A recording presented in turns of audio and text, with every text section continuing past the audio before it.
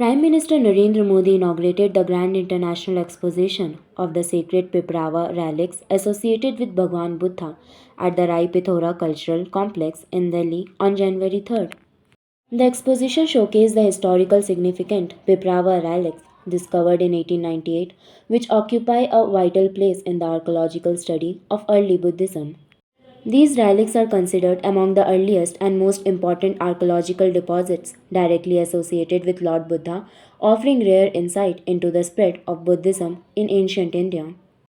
Archaeological evidence link the Piprava site to ancient Kapilavastu, widely believed to be the place where Gautam Buddha spent his early life before renouncing the world. Organized thematically, the exhibition features a reconstructed interpretive model inspired by the iconic Sachi Stupa at its center, bringing together authentic relics from national collection and repatriated gems.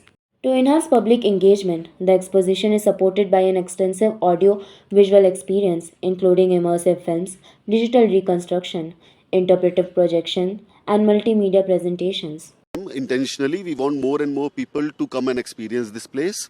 We will also, during this 6 months period, apart from the exhibition and other experience which we want visitors to have, we will keep on having some kind of events just to engage with people. Now, those events will be related to Buddhist religion, Buddhist philosophy. We will also invite the school kids from the school and the colleges. We will have various kind of workshops. In fact, we have already planning to have a workshop after few days where we will invite people.